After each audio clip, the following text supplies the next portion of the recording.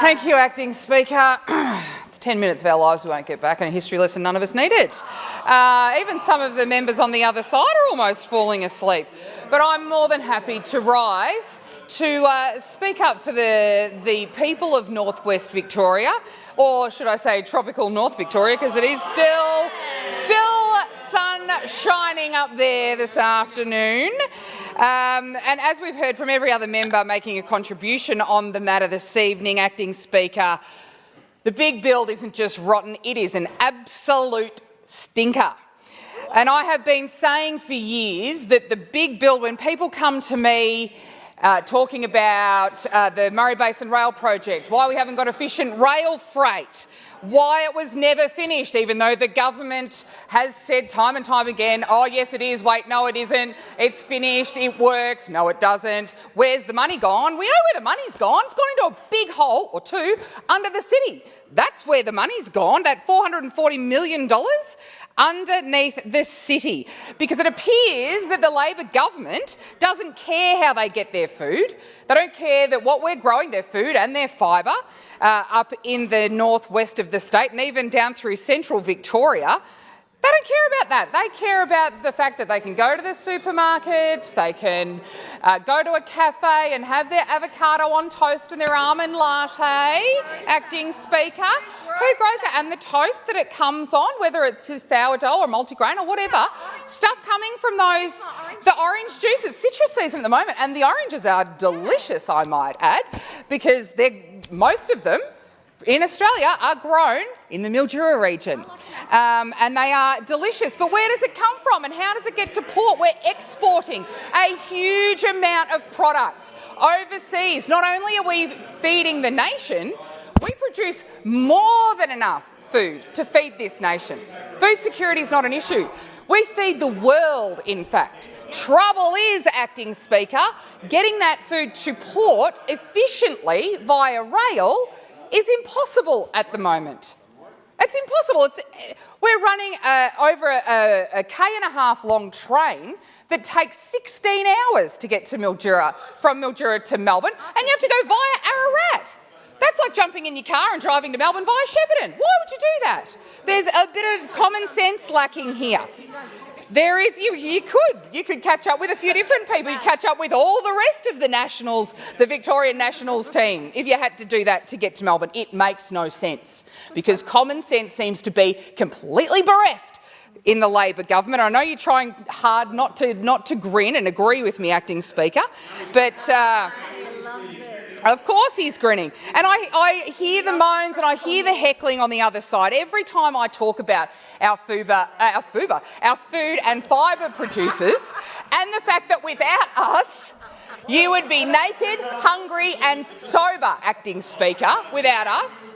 But I hear the moans every time I start talking about this.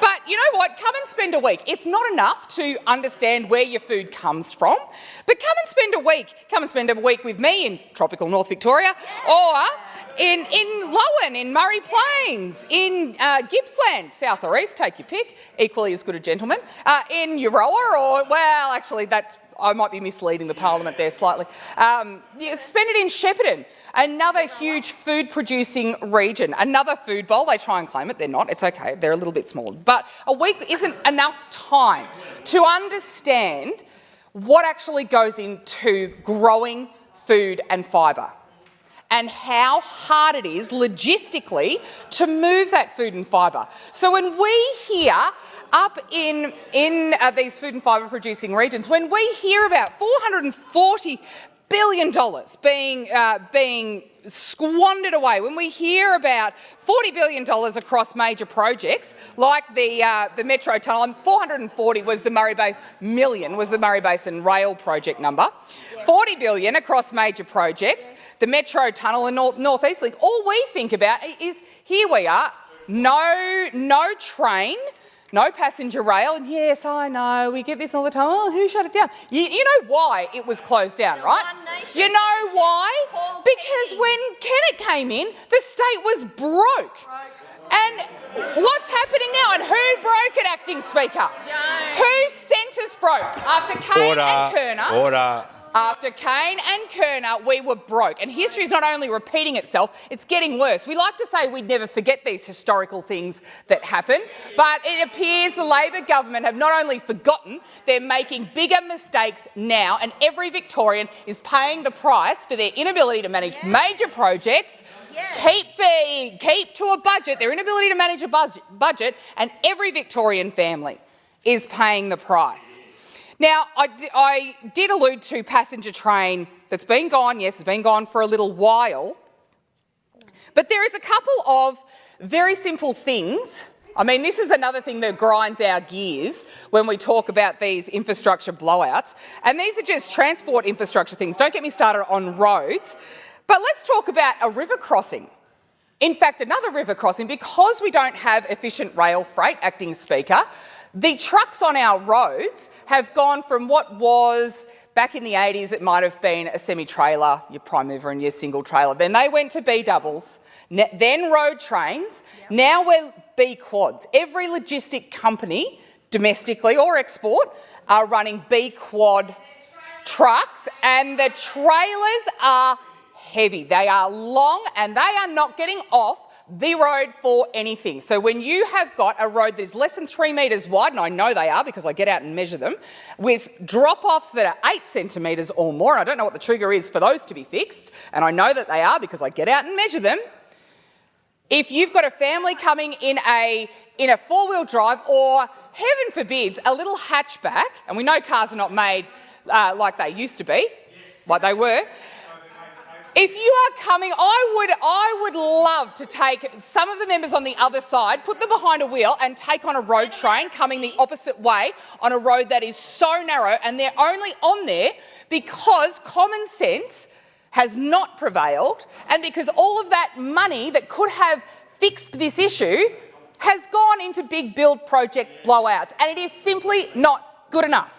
Labor can't manage money. It's proof they can't manage money and they can't manage projects. They can't manage and country Victorians are paying the price, country families are paying the price, and we are sick of it. Here is some common sense. The member for Yan Yean on a point of order. Noted the continued interjections of the member for Lowan, who's not in her seat. The member for Lowan knows the standing orders, and the member will take her seat if she wants to interject. With a couple of minutes I've got left, I'd like to illustrate a couple of what I think might be a little bit of common sense and forward thinking, because what is also very apparent is that with these infrastructure projects, particularly out in the regions, there's no forward thinking. No forward thinking at all. We actually need a good 20, 30, 50-year vision. So here's a little bit of this. Our intermodal at the moment takes a rail line that goes right through the centre of the city. Move that south to Redcliffs. That would enable then, if we could use some of this big build blowout money, we could then have a heavy vehicle bypass to get those big B quads out of our main street. They go right through our main street, up Deakin Avenue. So if we move the intermodal south, got rid of that train line through town, freeing up all that land for, I don't know, housing? Who knew? Bit of common sense. We could do that and then reinstate that Maryborough freight corridor so you could get those 1.5 kilometre trains to Melbourne and back. You could turn them around within 24 hours. Who knew? Efficiency. Then you could put your Sunraysia Mallee Port Link intermodal in Oyen, so trucks are not travelling all around the state to the city to port. They only have to go to Oyen. Reduces the length of the trucks, reduces your axle weights, reduces the wear and tear on the roads. It makes sense. Imagine if you could reallocate some of that money. It just makes sense. Not this kind of stinking, rotten money pits under the city, which are perfect examples that the Labor government is completely bereft of the ability to manage money, to manage a budget, to think outside of the freeways and actually care about the people rather than just continued power in the city. It absolutely stinks, and every single Victorian from now until my grandkids' generation will be paying the price.